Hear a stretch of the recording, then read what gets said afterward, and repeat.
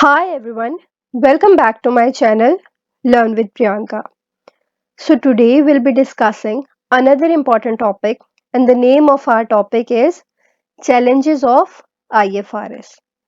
In the previous videos we had already discussed meaning of IFRS, objective of IFRS and advantages of IFRS. Today we'll be discussing about challenges. So let's start with the topic. But before this, if you are new to my channel, then do subscribe it and don't forget to ring the bell icon. So students देखो, आपको एक चीज याद रखनी पड़ेगी कि जब भी कोई कंट्री IFRS को फॉलो करेगी, so there are number of challenges जो उस कंट्री को फेस करने पड़ेंगे एंड सिमिलरली उसके कुछ कुछ एडवांटेजेस भी हैं जो हमने प्रीवियस वीडियो में डिस्कस कर लिए हैं. ठीक है.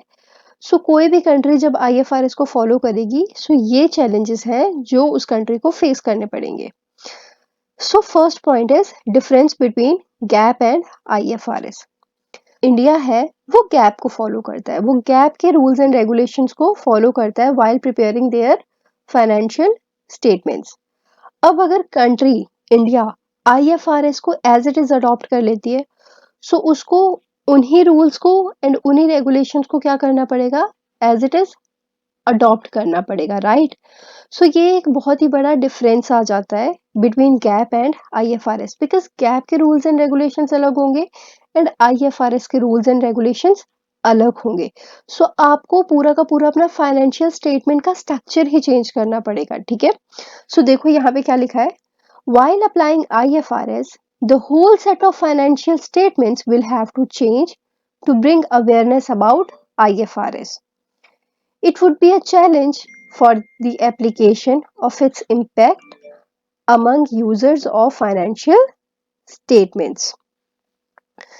Now, the second point is training and education.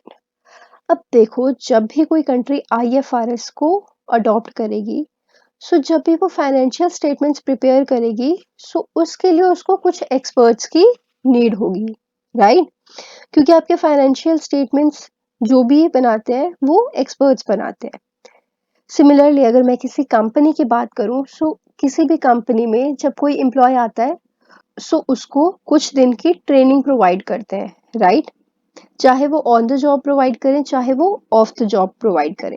Similarly जब भी कोई कंट्री IFRS को फॉलो करेगी सो उसको ट्रेनिंग एंड एजुकेशन प्रोवाइड करनी पड़ेगी अपने एक्सपर्ट्स को ताकि वो फेमिलियर हो सकें कि IFRS है क्या, उसके रूल्स क्या है, उसके रेगुलेशंस क्या है, ताकि जब वो फाइनेंशियल स्टेटमेंट्स को प्रिपेयर करें तो उनको कोई प्रॉब्लम ना आए.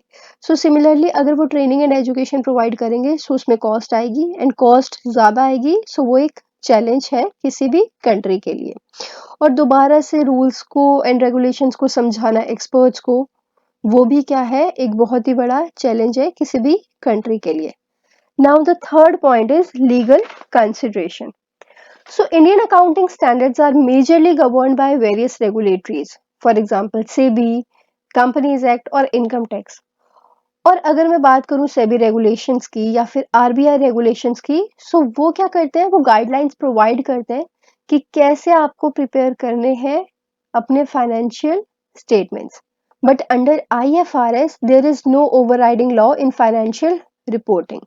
सो क्या करना पड़ेगा, प्रोफेशनल्स को फॉलो करना पड़ेगा एज इट इज IFRS. उनको कंप्लीट IFRS को क्या करना पड़ेगा, वो फॉलो करना पड़ेगा and it is a major hurdle while adopting IFRS.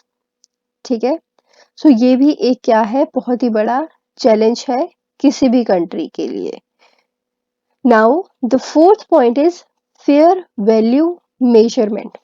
जब आपको एक्सपर्ट हायर करने पड़ेंगे सो अल्टीमेटली आपकी क्या होगी, फाइनेंशियल रिपोर्टिंग की कॉस्ट इंक्रीज होगी एंड कोई भी कंट्री नहीं चाहेगी कि उसकी कॉस्ट इंक्रीज हो.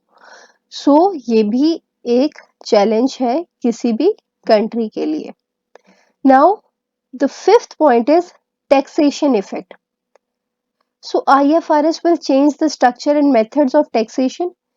प्रीवियसली आप कुछ अलग टैक्सेशन मेथड्स को फॉलो करते थे बट IFRS के आने के बाद आपको अलग स्ट्रक्चर्स को एंड मेथड्स को क्या करना पड़ेगा, फॉलो करना पड़ेगा, जो कि IFRS बोलेगा आपको फॉलो करने के लिए। सो ये भी क्या करता है, एक चैलेंज को पोज करता है किसी भी कंट्री में। सो देखो यहाँ क्या लिखा है, the implementation of IFRS will result in change in the tax liabilities, hence the treatment of liabilities must be properly addressed while using IFRS with Indian taxation as per the guidelines provided by Indian GAAP. That means IFRS क्या करेगा, आपका proper structure और methods को change कर देगा taxation के। सो ये all in all ये कह रहा है कि ये एक बहुत ही बड़ा चैलेंज होता है किसी भी अथॉरिटी के लिए अगर उसका पूरा का पूरा टैक्सेशन स्ट्रक्चर ही चेंज हो जाएगा, ठीक है। So it will also pose a serious challenge for any authority. Now the sixth point is IT infrastructure. अब देखो IT infrastructure भी क्या है, एक बहुत ही बड़ा चैलेंज है किसी भी कंट्री के लिए, बिकॉज जब भी कोई कंट्री अपने फाइनेंशियल स्टेटमेंट्स को बनाती है सो उसके कुछ रूल्स होते हैं एंड उसके कुछ टूल्स होते हैं। उन टूल्स की हेल्प से वो क्या करते हैं, अपने फाइनेंशियल स्टेटमेंट्स बनाते हैं। बट अब अगर कोई भी कंट्री IFRS को फॉलो करती है या IFRS को अडॉप्ट करती है, सो उसको अपने टूल्स चेंज करने पड़ेंगे, उसको अपने मेथड्स चेंज करने पड़ेंगे। So it will ultimately increase their cost, their time and their efforts. तो ये भी एक बहुत ही बड़ा चैलेंज है किसी भी कंट्री के लिए। So I hope that this topic is clear to you now, but still अगर आपको कोई डाउट है तो आप मुझे कमेंट सेक्शन में लिख सकते हो कि आपको इस पर्टिकुलर पॉइंट में कोई डाउट है। आई मेक श्योर कि मैं आपका वो डाउट क्लियर कर दूं। एंड अपार्ट फ्रॉम दैट अगर आपको कोई टॉपिक नहीं समझ आ रहा है सो आप वो टॉपिक भी मुझे कमेंट सेक्शन में लिख दो। I will make my next video on that particular topic. So I hope that this topic is clear to you now.